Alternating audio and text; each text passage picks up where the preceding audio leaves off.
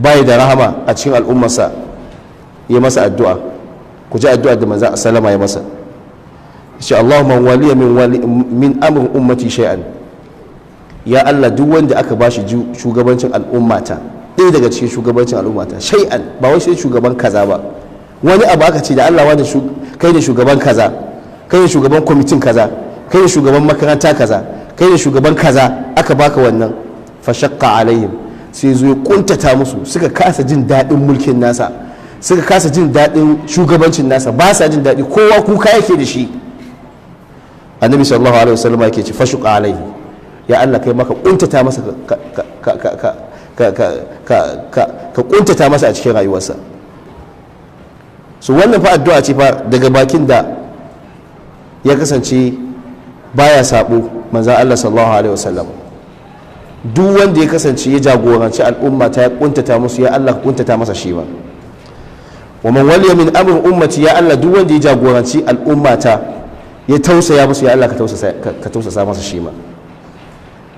manzo Allah sallallahu alaihi wasallam ya sake cewa man wallahu Allahu shay'an min umuril muslimin, duk wanda Allah subhanahu wataala ya ba shi shugabancin musulmai, fa tajaba duna hajatuhum, sai ya zo ya kankane, ya ki biya musu bukatunsu, ya zo ya kankane, ya ki samun, suka ki samun wata ma'ana alfarma tsakaninsu wanda za su je su gaya masa abin da suke bukata, wa faqihim, da kuma damuwarsu, damuwar da suke ciki, talaucin da suke ciki, ba za ka iya zuwa wajen shugaba kai tsaye ka gaya masa ba, saboda me dakaru da ke tsakani, saboda tazarar da ke tsakaninka. Shugabanni na da wanda ya kasance na Allah za ka same su, su suke bibiyan ma al'ummar tasu, da Allah ya waye mai kaza mai kaza, an biya masa, waye mai damuwa waye mai kaza. Mun ga shugabancin Umar bin Abdulaziz, bibiya yake yi cikin al'umma, waye ke fama da yunwa, waye ke fama da kaza, saboda mai babu tazara tsakaninsu.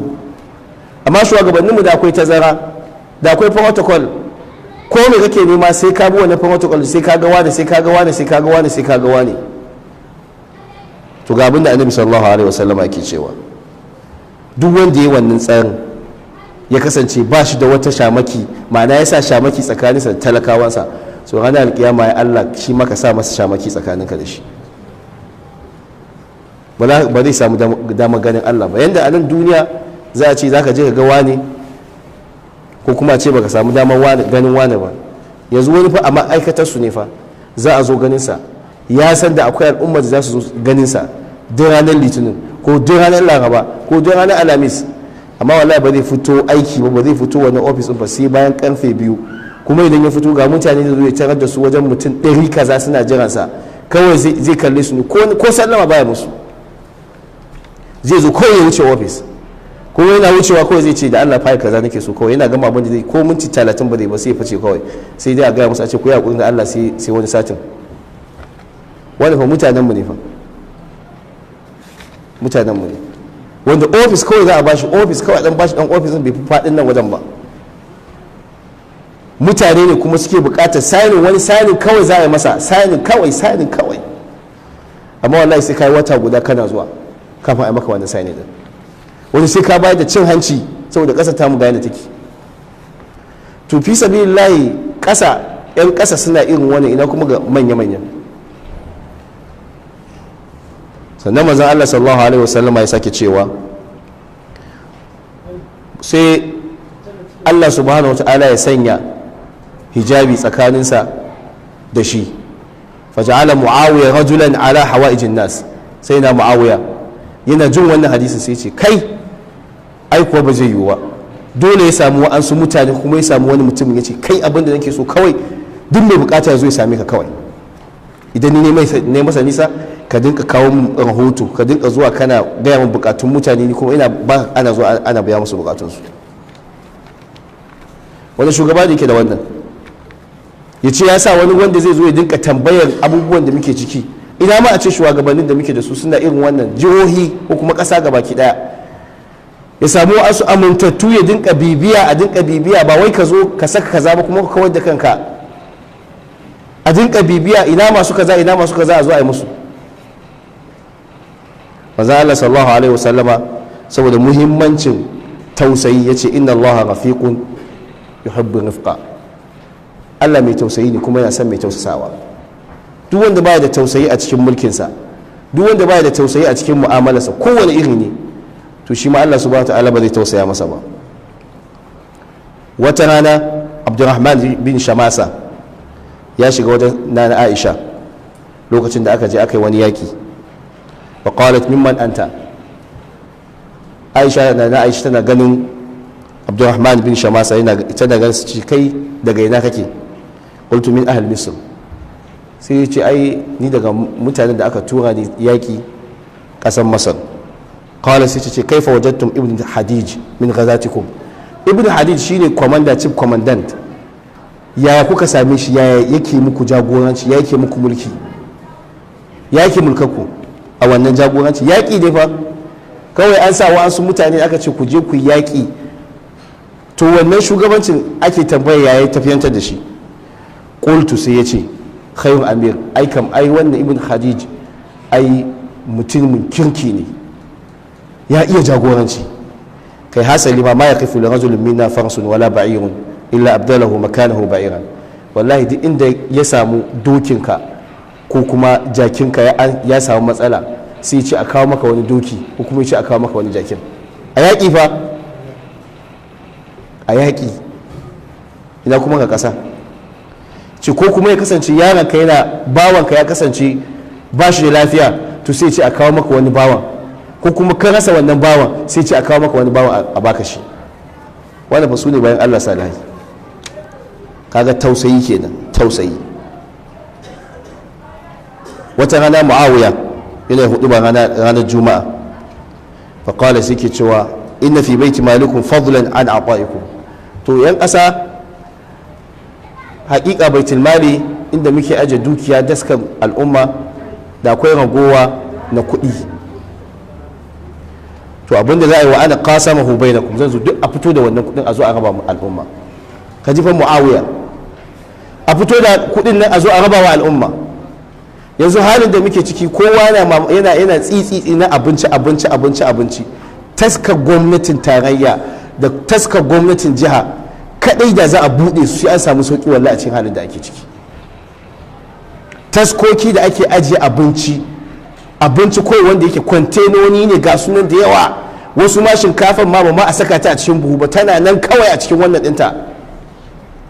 da za a fito ita gwamnatin tarayya ta yi kokarin ta fito da shi, ta ce a zo a raba wa talakawa, ina tabbatar maka da cewa shinkafar da ake ganin cewa ta kai 40,000 sai ta dawo 10,000 ko 10,000 da ake tunani.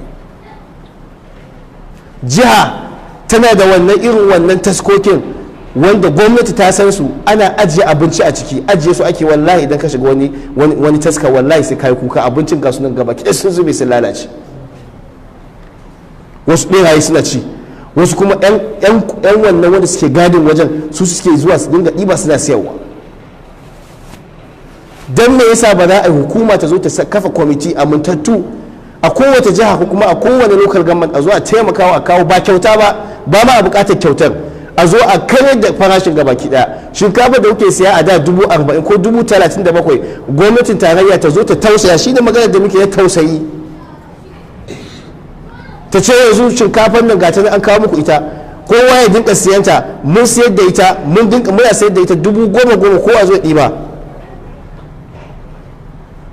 a sa ka'ida babu wanda zai zo ya sai buhu biyu, kowa ya sai buhu daya, saboda mutanen musulma suna da abin da ɗinsu.